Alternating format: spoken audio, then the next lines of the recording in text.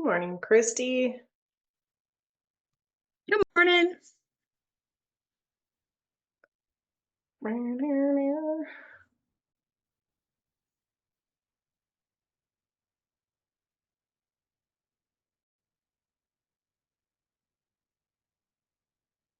I got notified in my email there's a few people that joined like an hour ago. So we may have had some time zone. This call is always in Mountain Standard for those watching this recording.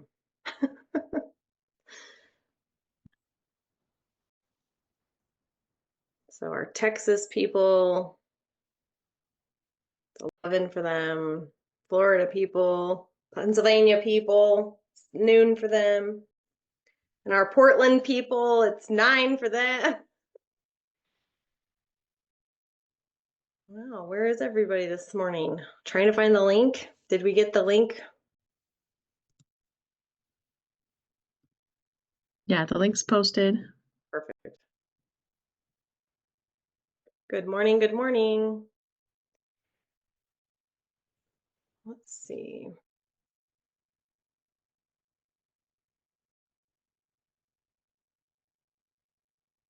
Just waiting for people to pop on here.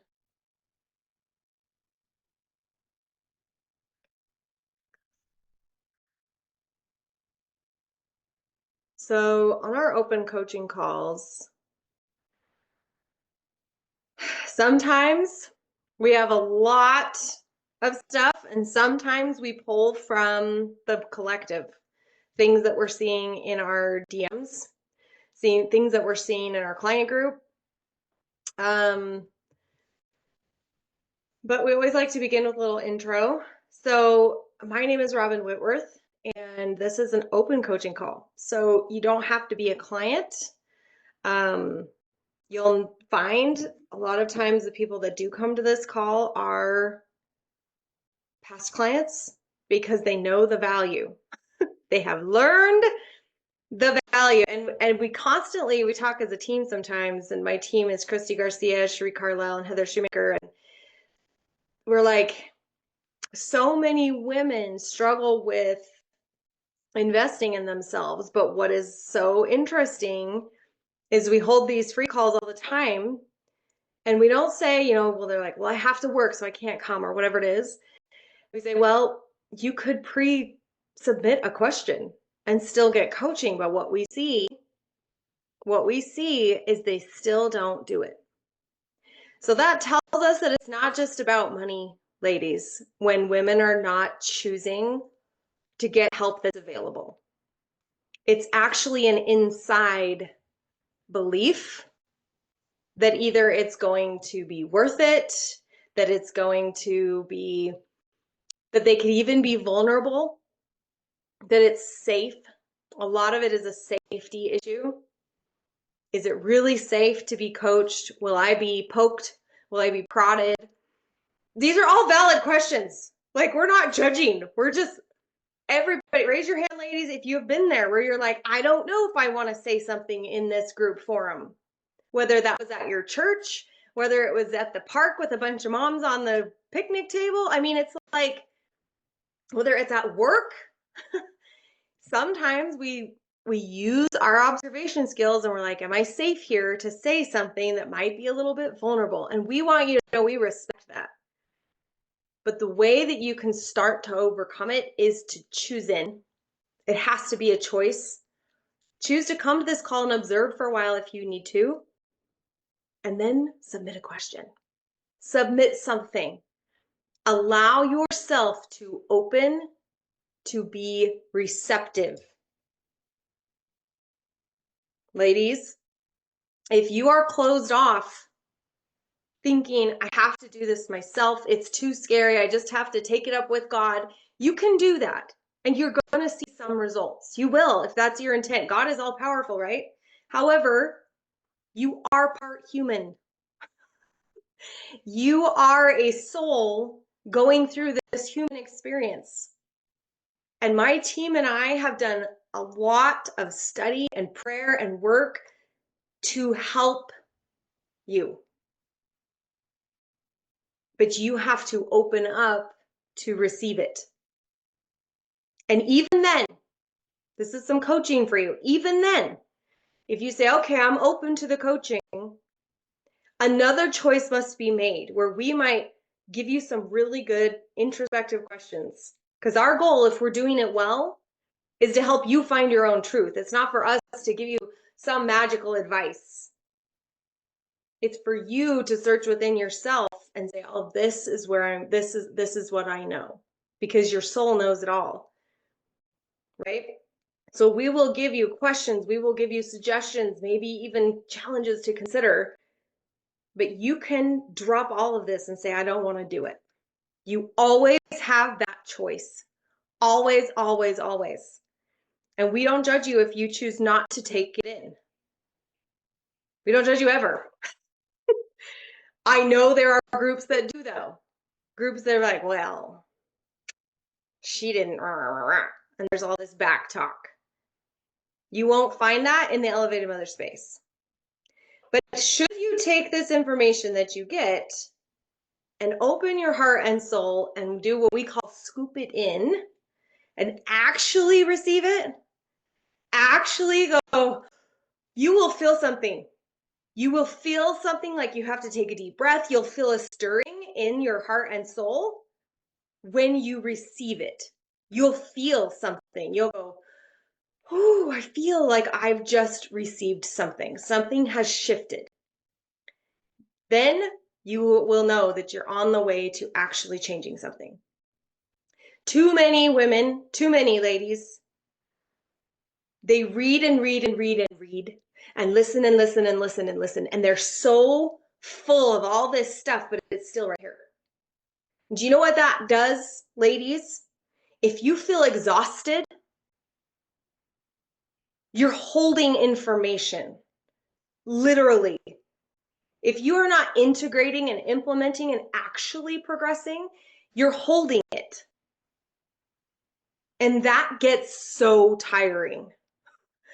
It's like you're carrying a big bag of encyclopedia books that you've built yourself on rabbit holes you went down, podcasts you listened to, books that you read. And if you're not implementing any of it, it just sits there. You might literally feel like your shoulders are tight all the time. You'll feel like your back needs to stretch a lot. You'll feel like even when you're sleeping, you're tense. It's hard to just relax because you're holding so much that you're not actually processing to decide if you want to let go of it, processing to decide if you want to keep it. Through coaching, all of us on the team have mentors. We've been coached, or we are. And so we know this. It doesn't end. Through using other human beings that are non-judgmental, that can see your soul, that are spirit-led, we can help each other, as Jesus said in the Bible, to bear one another's burdens, to mourn with those that mourn. You're going to go through stuff that causes grief. Grief, anger, pain. These are like the biggest things that women want to just hold because we're scared. But they are the biggest things that cause the needle to move when we choose to actually do something with it, right? So we just want you to know, this is the thing. This is the process. This is the way. We want to go the way of the Mandalorian, okay?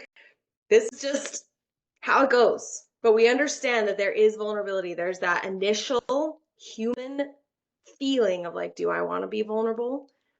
Do I feel safe enough? Do I even know where I could be coached? If you are ready to be coached, we say put a 1 in the chat. Open your little chat button, put a 1 something there if you're like, I would love coaching. And you're going to get a lot of experience, people sitting here with the full intention. My whole team here, our intention today on this time on May 30th, 2025 is to serve. All we want to do is serve. And if you're willing to be served, then let's go. Let's do it. So there's some little coaching for you there. Feel free to share thoughts in the chat. You can use the little reaction button to raise a hand if you want to come off mute and share something. We love to hear your voices. We love to hear everything we know. Another little coaching thing you'll hear in our team or see in our team is that we say when you say something out loud, you can start to hear your own thoughts and stories. A lot of women never have the opportunity to actually just, you can call it word vomit, whatever it is, but to just start letting it out. You'll start hearing your limiting thoughts, and a coach will pick them up because we're not in your life. We're not this close. When you're this close to your problems in life, a lot of times you're just like, of course, this is my reality. This is what it is. But someone from over there looks at it and says, okay, I could see maybe that. How about if we ask this question and see if you can see something different? And then all of a sudden you can come an inch back. And then all of a sudden you can come an inch back, right? And so you can start to distance from the problem and see that there may be different things. We always say you're never going to get to the end of a tunnel. Our goal is to help you dissolve the tunnel because it doesn't really exist. It's something that you've decided is a tunnel. And so we're really excited to help you guys. Janelle, you said there's a one. You said there's a one. Did you say there was a one? Do you want to come off and talk?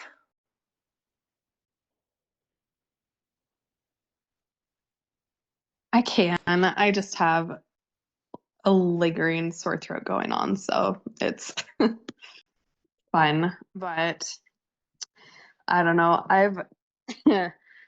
It's officially my daughter's summer, and we've been talking a lot about body image. She's listening in with me right now because my AirPods are dead. So I was just curious because like I can tell her things, but sometimes it helps to hear from other witnesses of how to work through these things. But you know, this is something I've struggled with too, just in different ways, but like how to work through that loving your body now as is. And but that you can work to goals. I don't know. I was just curious if you gals had any wisdom on that specifically. This is a great question. Yeah. Can we show some solidarity to Janelle and her daughter? Yeah. Who's thought about body image before? Anybody? And you ladies that can't come off your cameras because I know you're working and doing stuff, but you can put in the chat, be like, yes. Amen. She's not alone. She's not alone. Team, you have stuff quick on your heart that you're like, I want to say something. I just picked up from what you were saying, Janelle, that this is a mirror back to you, right? That her experience is mirroring. That's what we mean, ladies, when we say it's a mirror, is that someone else's experience or words that they're saying to you are actually reflecting something you've experienced or something still going on within you that you get to work on. And so you beautifully pointed it out, Janelle, that okay, this is mirroring the experience I have, maybe you're still having, right? And so maybe there's not a one size fits all answer here. The other ladies I know have wisdom, but what a beautiful awareness to say, okay, my daughter's going through something. This is something I went through, and to be able to reflect and say, okay, what can I look back and see that helped me? What was not helpful, right? And then you can have the conversation with her like, okay, this is what helped me. Maybe it's not the same for you. And recognizing that her experience can be different than yours, you know, to make sure that we don't make assumptions along the way, that even though there are some similarities, that we jump right in and say, oh, you must be having my same experience, and putting that into her as well. And so it's a great opportunity for you to say, ooh, okay, reflect back on what was helpful, what wasn't, and then bring that to the conversation with her, but just as a tool, and let her say, oh, okay, that I don't care about. I don't care about my swimsuit. I care about this other thing, right? And for you ladies to be like, oh, okay, it really helps me when you know, when we have this open conversation, or when we don't say anything about how much I eat or the clothes I picked out, or, you know, whatever it is that seems to be triggers, and then to find ways to help her that work for her to regulate when she has those trigger moments. So those were just some of my initial thoughts. I just want to echo that actually, because that's kind of what I was going to say. Collective wisdom. But one of the things I want to challenge you on, Janelle, specifically, because you are coming up on your 6 months in our space, and the one thing I want to challenge you on is seeking validation outside of yourself, right? So teaching, not only learning that the validation always comes from within and above you, from God, right?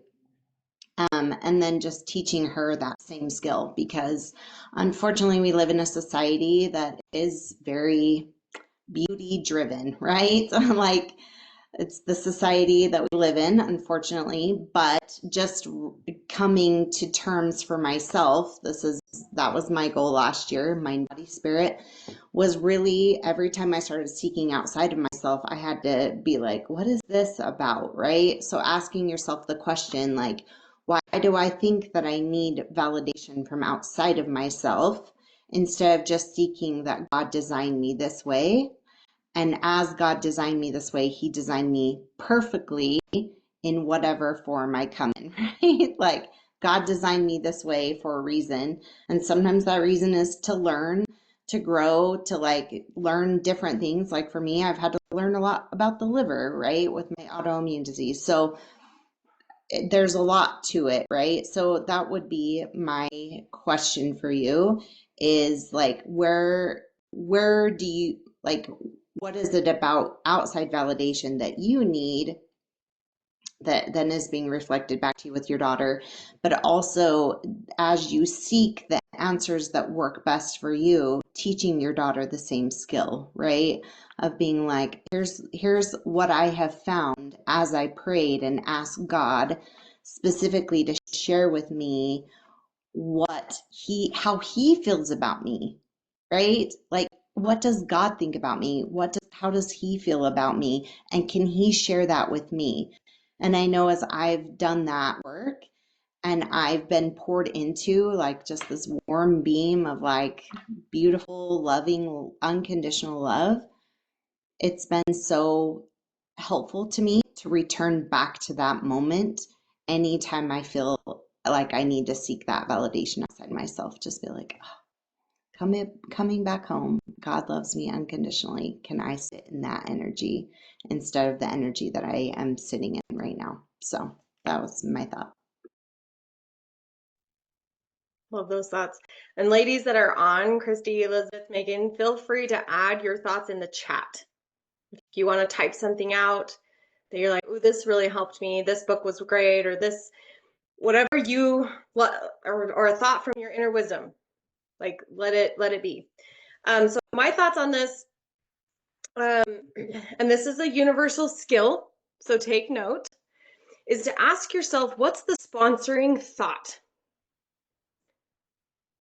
Because the idea that there is even an idea about body image being a struggle is a collective idea. As we just decided, it's not from God. So we like to go, what's my sponsoring thought that's even leading me to think I need resources, I have a problem? What is the sponsoring idea? If I can get there, then if I have a relationship with Jesus Christ and Spirit, I can weigh it against that truth and say, would this come from God? Would this come from Spirit? And I'll tell you, a lot of times in our deepest, most triggering, most hard physical things, when I have done that, I'm like, this isn't even a godly thing. This is not even a godly thing. Like, I give so much energy to this idea. And the sponsoring thought isn't even like, which means it's not even like real. It's part of the illusion that we live in the world, wherever society we're in. We create these illusions of things of utmost importance. So just realizing the sponsoring thought about this is something we want to challenge at its most basic level, right? And so, yes, we brought up the mirror idea. Yes, we brought up, like, how do we go there? But I'm like, ooh, can we even go further down? And instead of working on keeping the collective idea, right? What you resist persists. So all these ideas are wonderful. They are the first steps. The next step would be, what's the sponsoring thought? Weigh it against the truth that you know, and then you can go, oh. So then you can ask the question, Janelle and daughter, if I didn't believe body image was even a thing, what if this wasn't a thing? Then what thoughts would I have? If this wasn't taking space in my brain, what would? If I didn't even think about this, what would? And furthermore, I remember asking my own teenage daughter once, she was struggling with friends and appearance and different things. And I talked to her about the mirror principle that Christy talked about. And I said, you know what? If you're feeling this really strong, you're being mirrored it from every other girl your age. And that hit my daughter so hard. She was like, oh, you mean all the other girls are struggling with this too? I'm not the only one. I said, absolutely. So then our conversation turned from, oh, I'm feeling this thing, to how can I be a friend to this girl? What can I mirror to this girl? So she listed all these girls, something beautiful she saw in all of them. She wrote a note to them and delivered it. How much do you want to bet that action shifted her energy? And it shifted her focus, because the collective idea wasn't anymore, I have a body image issue. It was, I want to share the beauty in other people. So her mirror shifted. The whole energy shifted when we found the sponsoring thought, found what was actually true. And so that's a really good little practice that you may go. And ladies, this works on everything. When you're thinking, oh, I don't have the right body for a swimsuit. Oh, I don't have the right kitchen for a get together. Right, moms, ladies, we have these thoughts. I don't have the right car to pick my friend up to go do a thing. Always, this is the process. This is the coaching process. You say, okay, what am I being mirrored? What is going on? Where did I even get the mirror from? Did I talk to someone else that feels like their car is less than? Did I talk to someone else that has these insecurities? And we go to the sponsoring thought, the collective.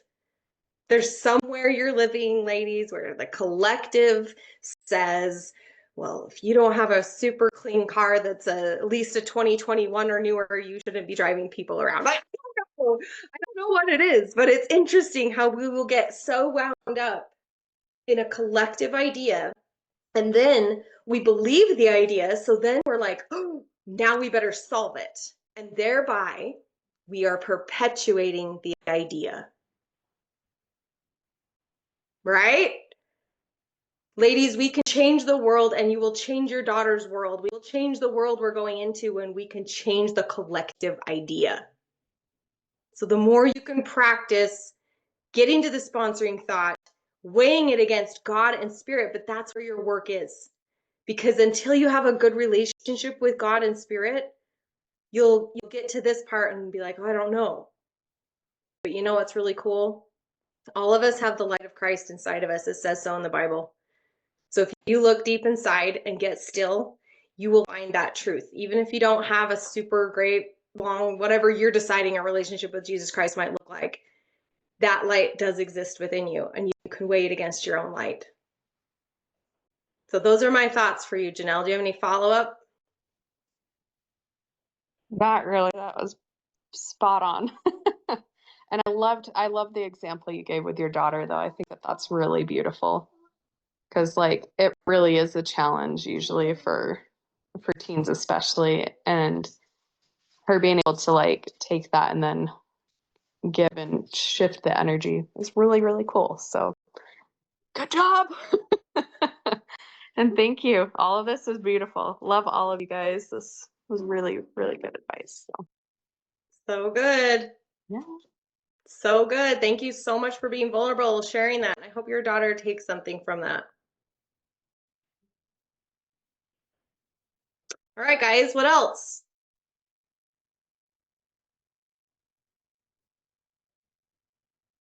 I want you ladies to know that had Janelle been just herself without her daughter on here, we would have dug deeper into Janelle's belief systems.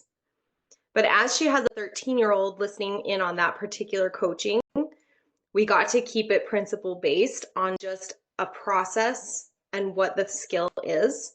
So I just want you to know that that's something to look at when you are coaching or teaching with your own kids. That you can go principle based and then work from their response with you. One of our goals in Elevated Mother is to not just coach these women, but to help them see the process we're taking them through, because it's universal. And then they can do it with their kids. So we got to give her a universal process here. But if anyone else has thoughts and you want to work through it on a personal, going through that yourself, Janelle's going to get to do this with her daughter. But we can coach you on that. Thanks for standing in solidarity, Christy, in the chat. She's like, I've had these thoughts before. Janelle, my yard has weeds, so I can't host. That's so funny. The weedless yard.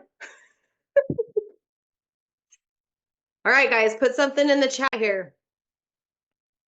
Thoughts? I can testify, Janelle, that if Jesus came to your house, he would still come in even if you had a weed.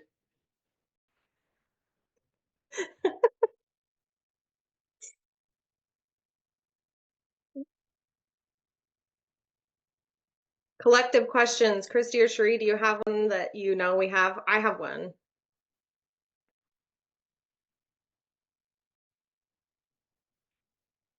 But I'd love to coach the ladies on the call too. Let's hear the collective that you have. So Jackie, Elizabeth, Christy, Janelle, if you have anything else, put it in so that we can coach you live, give you what you want here.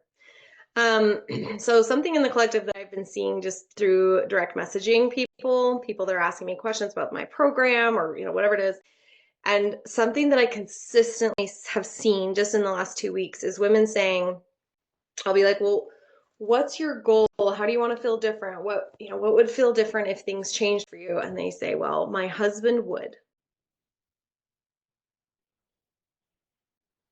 My husband would get a different job. My husband would be closer to the Lord. My husband would be gentler in parenting. My husband would. Their husband's actions is their goal. Now, I'm not judging this. This is reality for so many in our collective space, ladies. I smile, though, because I know the outcome of that mentality, and it's not going to serve this woman. Okay? So, Isaiah, I have all this stress. I have this struggle. What would solve it? My husband would. Anybody on the call already know, because you're progressive women, what are the fruits of that? Anybody? It's a big collective thing. I'm talking thousands of women. Frustration, anger, disempowerment, feeling like they are a victim to their circumstances. I know because I have been there.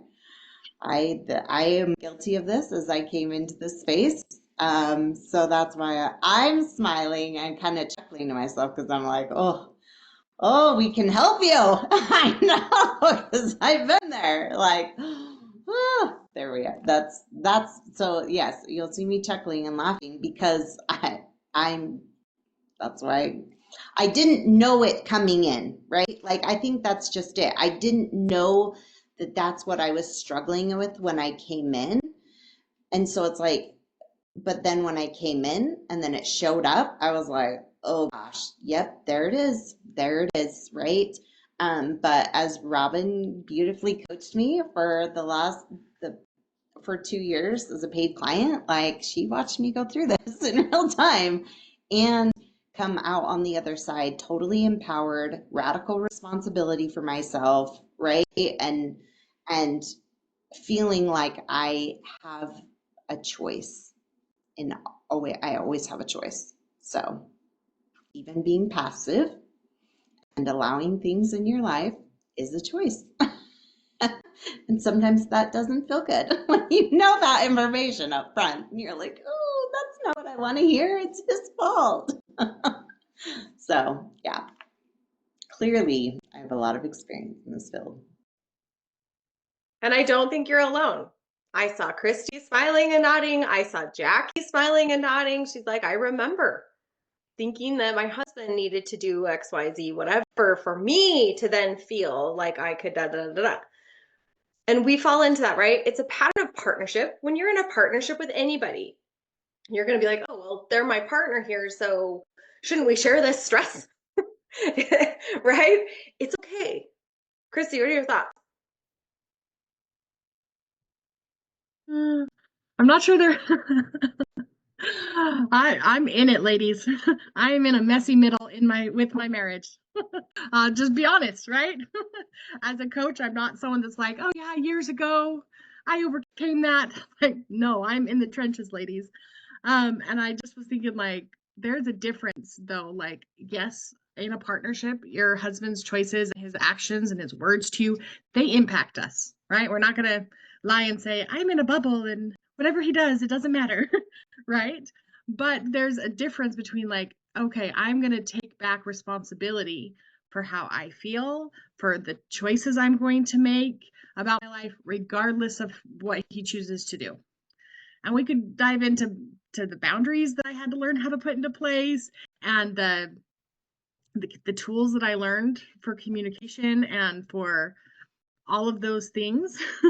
But it doesn't mean we don't still have an impact of their choices on our life. But the tools that we teach here in the Elevated Mother space and the support that we have means that, like, okay, I have things come up with my spouse that I'm mad about that don't feel great. And instead of taking out or hoarding, like I love what Robin said in the beginning, just holding on to this feeling of resentment, of frustration, of, I'll learn, maybe I'll read this book or I'll learn this tool and that will finally get my husband to do what I want him to do. I figure like, ooh, can I just do that for me? One, for example, we've talked a lot about femininity in this group, like really coming into our feminine energy. And that tool really helped. At first, I was like, finally, this is the piece. This will get my husband to do these things I want him to do. And when I caught myself in that thought, ladies, I was like, oh, can I want to be feminine? Can I explore that for me, for how it might make me feel or help improve my life, regardless of how he chooses or chooses not to respond and take that in. So yeah, those are just a couple of my thoughts in the messy middle, ladies. Christy, I appreciate that so much. When you're in the messy middle is when the golden nuggets are like everywhere. You're just like, they come and they come and they come because Christy's willing. Christy is willing. She's willing to integrate. She's willing to move. So when I hear all these messages, and again, ladies, if you want to add stuff in the chat or raise your hand and say something, use the little buttons so that we know. Ladies that are on the call.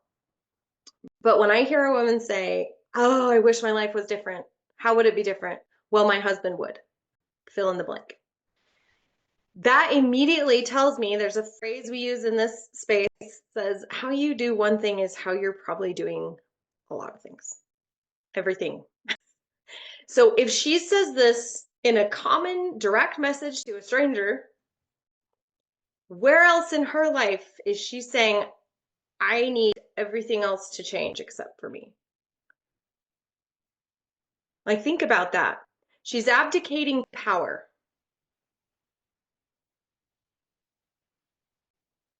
In that phrase, it says, I'm giving power of how I feel, my whole experience to this man.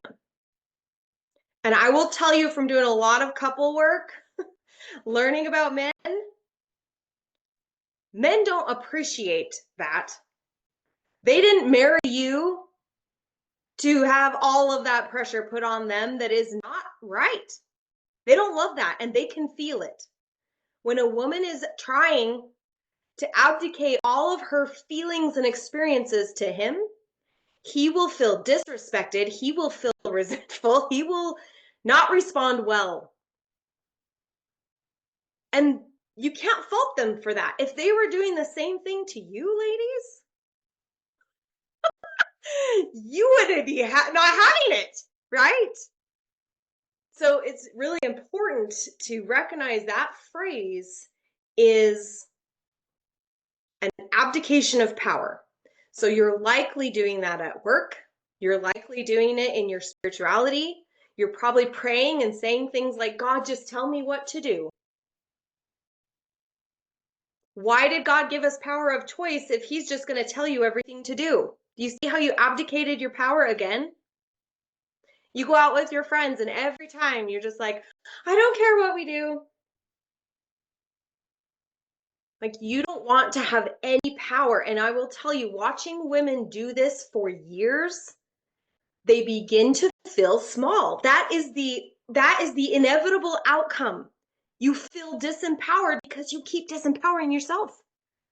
And we know that this happens over years. There was likely some hard breakup you had, a parent that belittled you. There's lots of things that helped you decide that being disempowered was more safe than being empowered. And that's real.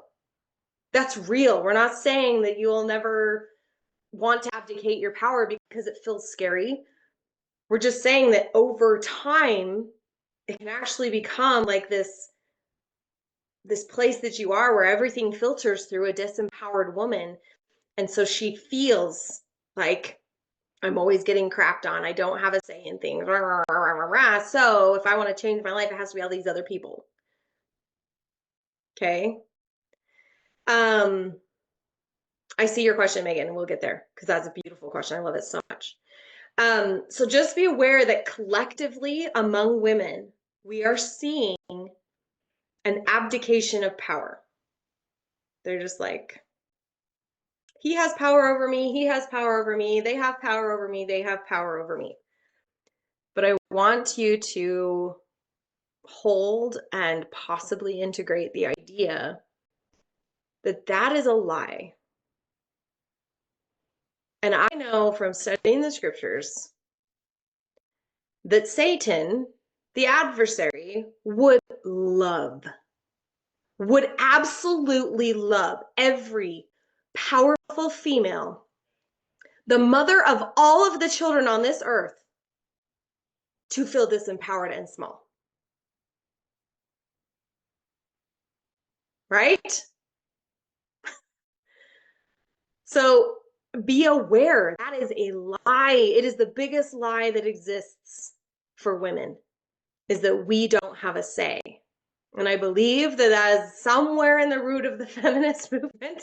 I don't love all the things about feminism, but I can see that for a long time, women have been coming to choice again and again and again and again. And so be aware. Like I said, this is thousands and thousands of women. And it's going to pass to the next generation of daughters if we don't teach our sons and daughters this information, that it's a lie, that you don't have choice, that you don't have power. You always do. Always, always, always, always, always. And so if you find yourself saying, well, my mom has to change before my sister better change her, blah, blah, blah, blah. My son better, da, da, da, da. That whole attitude says that you literally are not seeing that you are the one that needs to take radical responsibility for the stories you're telling that say those people have power over you. And I know that's a really big idea. It's a big idea to come into full responsibility and choice, because the world and Satan has put so much messaging out there that we don't. So much.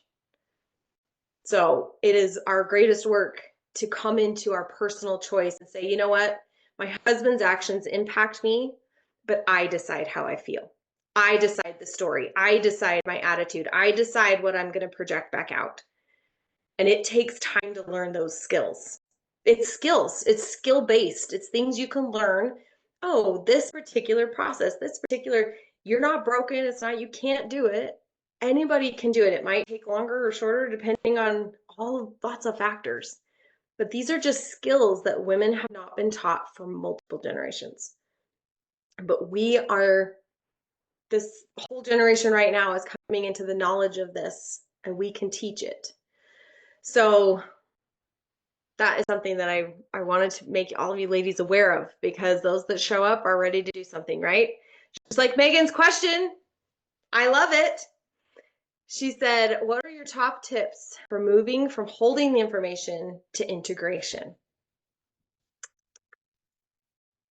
Oh, I feel like this is like, I don't know, what is it, team? It's like one of those questions where you're just like, the fact that Megan can ask this question speaks volumes about her. Volumes. She has already turned the mirror to herself.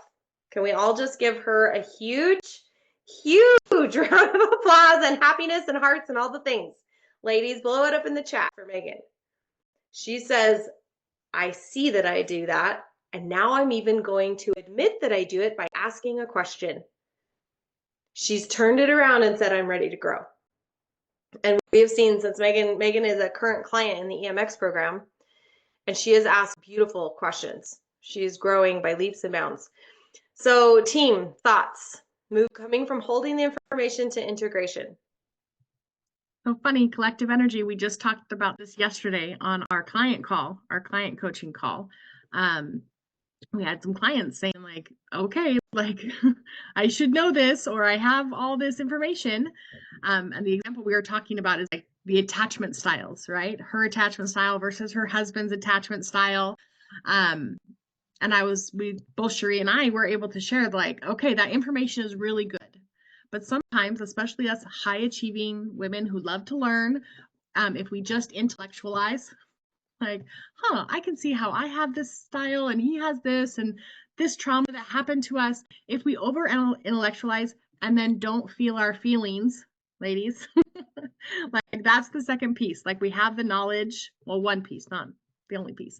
If we have the knowledge, but then we don't allow ourselves to actually feel how we feel, to feel our feelings, that is one way that things get stuck, right? From knowing something to actually making a change or integrating, right? Is to allow our body to actually feel, how do I feel about that information? How do I feel about that experience? All of those things to then allow us to move that out of our body. So that was just the first one that came to mind, was feeling our feelings.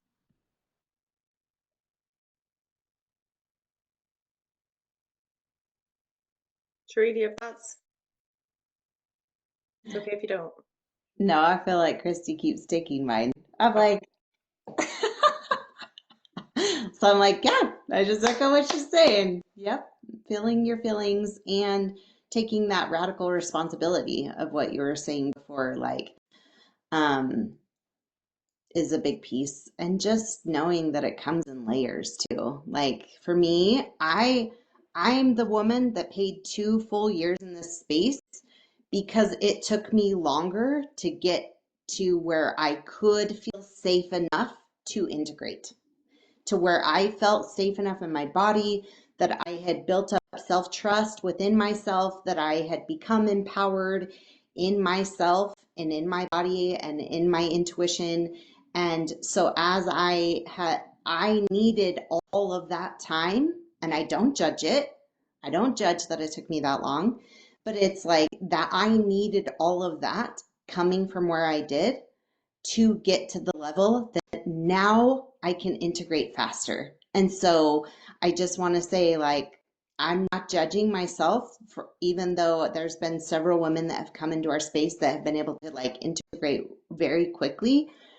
But it was through like I felt inspired by them. I didn't compare, but I felt inspired watching them do it faster to where I knew that I could then. But it took longer for me to get to that place where I had that belief within myself to know that I could begin to integrate faster than I was. So that's what I want to share. Love that.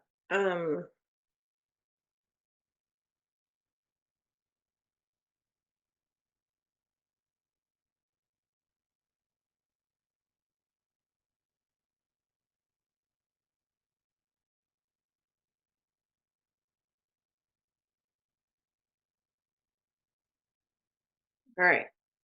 So, Megan,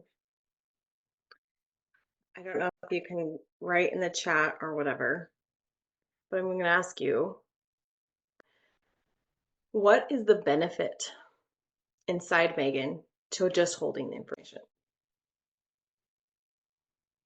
What within you says just holding this is safer than integrating? Because I know you're highly intellectual, you're a doer. Why wouldn't you integrate all the information? It's okay if you don't know, but I would love any insight if you can type or come off mute. What is the benefit to you of holding the information?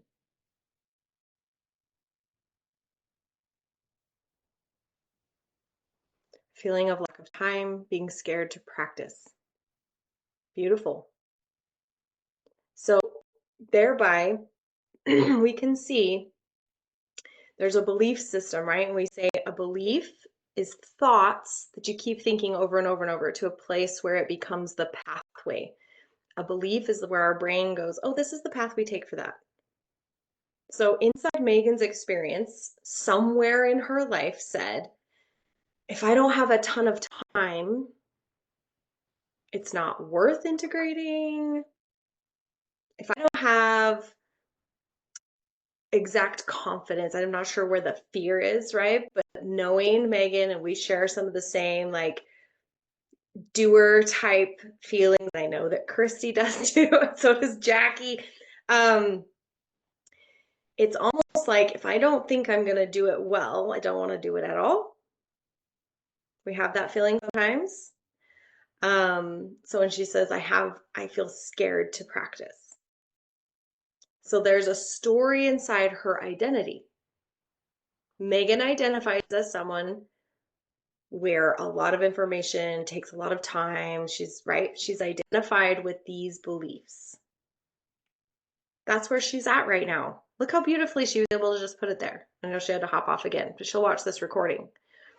So once you know, like, why, it's like, oh, what's my benefit? How come I don't want to integrate? How come I don't really want to say that thing to my husband? Or how come I don't really want to say that thing to myself? Maybe I don't want to actually work through that journal prompt. It's interesting, our resistance to truth. Because if you actually get to the root of the issue, Megan has such high integrity. This is what I know. She has such high integrity. She knows she's going to hold herself to that level. Isn't that beautiful? A high achieving woman will be afraid to integrate because she knows she'll hold herself accountable and she doesn't know if she's ready for that. But this is identity work. Once Megan looks at her identity and says, oh, I'm a woman that does that though. But that, like Cherie was saying, that takes safety. That takes a personal sense of safety. And for females, they need a support group. They need a container. They need this place where they can literally bust open the seed of all those beliefs, because that will rock your world, ladies. But if you've got your circle of women, they're just sitting there going, you can do it. We still love you even when you just exploded. We still see all your value. Where there may be other unsafe relationships around us that think if you don't show up this way, I can't be with you. Inside the elevated mother experience, you won't find that. You can explode and fall apart, and we just sit with the exact same vision of value for you. And I believe God does the same. So it's like, why do I want to hold this, not do it? And we go, oh, if I integrate, I'm going to hold myself to this level. And if she's already really full of feelings, unprocessed energy, this is what Christy's talking about, then taking on a new integration will feel humongous. So there's probably some emotions, some experiences Megan's going to get to work through to create space for the integration. Right? Those are just some top ideas. She said share your top ideas, but those are big.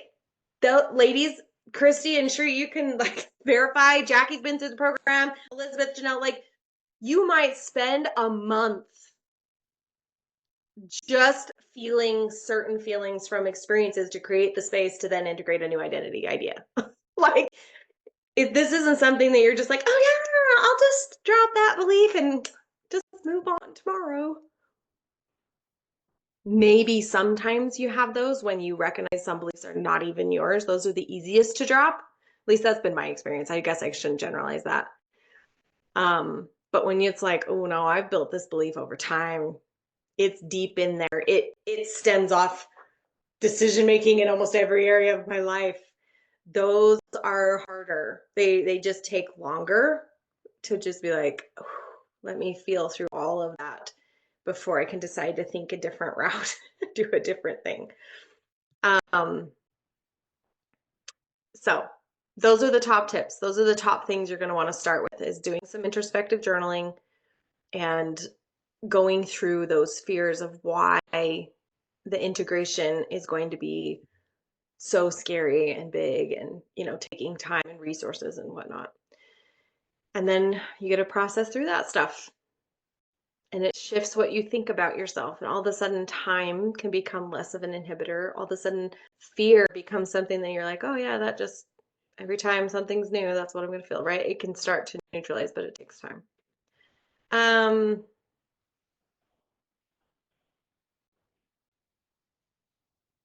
Any other thoughts on that? Thoughts from the group? Jackie, Janelle, Christy, Elizabeth, do you guys have any thoughts? Got some wise women on here. And I'm saying Christy, I believe it's Christy Thompson. There's not a last name on there, but she's awesome. She's on our calls a lot. I was just going to add, Robin, with that for Megan, is that, Megan, you can go back and watch the workshop we did a couple weeks ago on some generational patterns, and I talked about perfectionism. And a pattern that I've noticed, being a recovering perfectionist myself and other high achieving women, is that knowledge is, perfectionism is about image, right? Less about identity. I mean, there's an identity attached there, but what I mean is that perfectionism is putting on a mask. Like, if I look good enough, if I'm perfect enough in this one thing, then I'll get the love, then I'll get the approval. But it's not necessarily authentic, right? And women who have this tendency, we tend to use knowledge as a shield, right? Knowledge. If I can show people that I know all these things, that I've read all these things, that I have these degrees, right? That's protective. That's strong. That gives me the appearance, the image of love, of approval, of value, of acceptance, whatever it is, fill in the blank, ladies, right? And so when we have that pattern that we get to look into and break down, kind of just tagging along with what Robin said, like, it is scary to integrate and say, like, okay, I have all this knowledge. Do I want to bring it all into me? Is it actually all part of my identity and something that I want to identify with? Or was I just using some of this for a shield? Was I just using some of this for an image to get what I needed?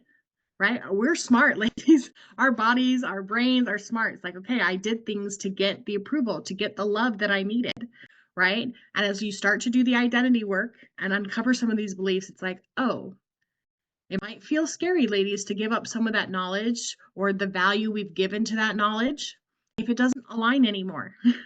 If it was actually a cover and a shield and a false image, that's not authentic for you, right? I don't think any knowledge is bad. Like, I'm a learner, ladies. But when it doesn't serve me, when it doesn't align with who I am authentically, there's some grief in letting those things go. These things that I've held on for so long, this knowledge. So I just want you to know you're not alone in that. And there's actually a really beautiful process to being like, oh, I get to choose all this knowledge that I've been holding on to. What do I want to bring in? What aligns with me? What's authentic for me? What serves me? Knowing that I don't have to bring anything else out to get love and acceptance. Like that comes from God. That comes from me, right? Not from any books or any degrees or anything else that I could possibly hold on to, that's inherent and eternal, my value. So that's some really beautiful work that we get to do and we get to dive into in the EMX space. Love that so much. Janelle, did you have something to say in the last few minutes? Yeah, I'll be quick. This is something that I think should definitely, please go watch the video they're talking about they covered perfectionism, and there was those two other bits, which I have in my notes, but I've been playing with that principle ever since you guys gave that workshop. And so I just wanted to really encourage her that the more she is open to looking at her patterns, because like my basement, I've been wanting to get it cleaned out for months. Through this program, we had been going through a bunch of our storage stuff from moves that has never gotten through. And I was hitting fatigue on wanting to do it. I didn't want to do it.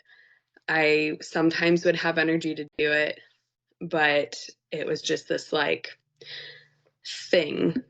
And once we talked about perfectionism and I started looking at, well, what am I trying to keep myself safe from, or what judgment am I avoiding, or what is it like? And in part, yes, having the basement clean has a lot of fantastic, wonderful things around it. But part of it that was holding me back was that I needed it clean so I didn't feel judged by others in my mind, or so that I could, like a safety thing. So if people came downstairs, I wouldn't get judgment, or, I started digging into this and I was like, well, that's not the reason I want to have this done. And so I wiped that slate clean and I decided that I want to have it done because I like how it feels going down there in an environment that's ready to encourage play, or that's ready to encourage family time.